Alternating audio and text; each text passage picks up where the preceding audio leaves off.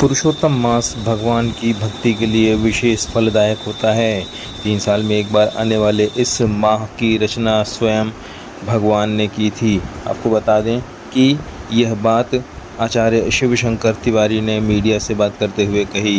आपको बता दें कि नर्मदा नदी के तट पर जिलहरी घाट स्थित कुशावर्तेश्वर महादेव मंदिर में भगवान शिव शंकर जी का जाप चल रहा है। महामृत्युंजय मंत्र का जाप यहाँ 5 वेद पाठी ब्राह्मणों के द्वारा किया जा रहा है, जिसमें कि आचार्य शिव शंकर जी महाराज भी शामिल हैं।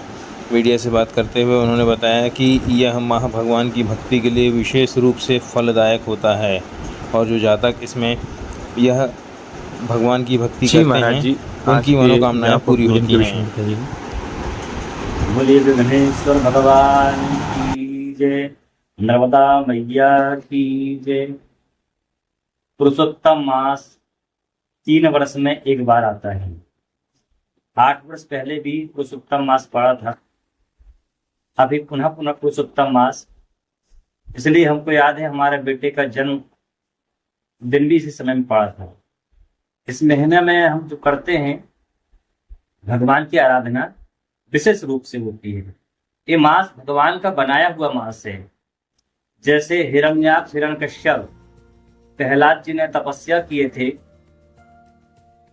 तो भगवान की प्राप्ति हुई थी, और हिरण्याक्ष ने भी तप किया था। हिरण्याक्ष हिरण्यकश्यप दोनों भाइयों ने तप के प्रताप से भगवान की प्राप्ति हुई थी कि मैं 12 महीने में किसी मास में न मरूं, न दिन में न रात में, न अस्त्र से न शस्त्र से। तब भगवान ने वरदान दिए थे कि ठीक 12 महीने के छोड़ के मैं ऐसा मास बनाऊंगा, ऐसा समय बनाऊंगा। ये पुरुषोत्तम मास भगवान ने बनाए थे। ये मास हरि और हर का है। भगवान नारायण का मास है, भगवान शिव का मास है। शिवद्रोही मम दास का हवा, भगवान का द्रोही भगवान का दास हो नहीं सकता, इसलिए दोनों एक हैं। इस मास में भगवान की आराधना करने का विशेष फल होता है। अभी यहाँ भी एक साध्वी आई हैं 1 महीने के लिए साधना करने के लिए। तो यहाँ पुरुषोत्तम मास में जितना जब तक किया जाए उतना ही विशेष है। आज तृतीय दिवस है। हमारे वैदिक आचार्य के द्वारा ये महामृत्युंजय जप बिल्कुल शुद्ध साफ क्लीन होता है। यहाँ टाइम का आने का टाइम निश्चित है, जाने का टाइम अपनी संख्या करने के बाद ही यहाँ से प्रस्थान करते हैं। ये अनुष्ठान का नियम है, क्योंकि हम बंधे बंधे में चलेंगे ड्यूटी हो जाएगी। अनुष्ठान तो ये है आने का टाइम होना चाहिए, जाने का हम पूरी संख्या प्राप्त करके यहाँ से प्रस्थान करना चाहिए।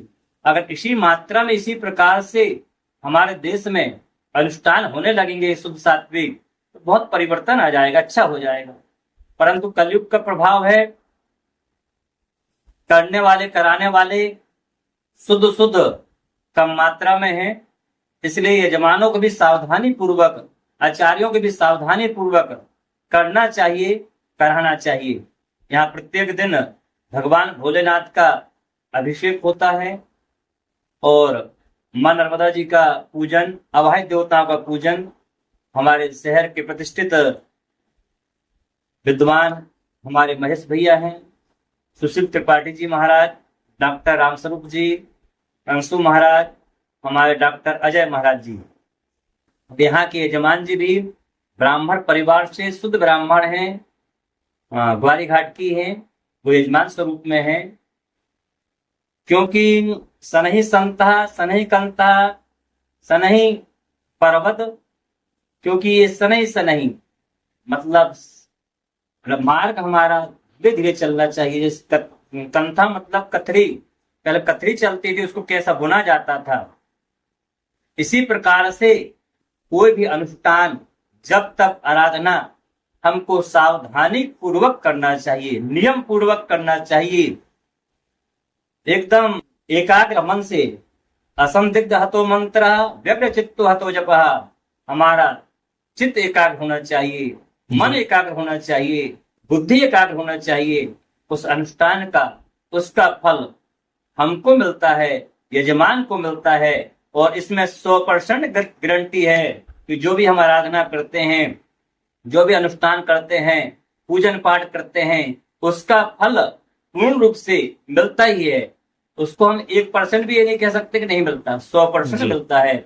इसलिए भगवान की खूब आराधना करना चाहिए। जी। पुरुषोत्तम मास सबसे श्रेष्ठ मास है, जी। इसलिए भगवान की आराधना करना चाहिए। नर्मदा तट पर, यहाँ पर ग्वारी घाट तट पर हमारा छोटा सा शिव शक्ति धाम है। वहां पर 5 मंजिल यज्ञशाला है, गौशाला है, गुरुकुल चलता है। निःशुल्क बच्चों को वेद विद्या अध्ययन सुबह 7 बजे से कराया जाता है। परिक्रमावासी भी रुकते हैं जो पद यात्रा वाले हैं।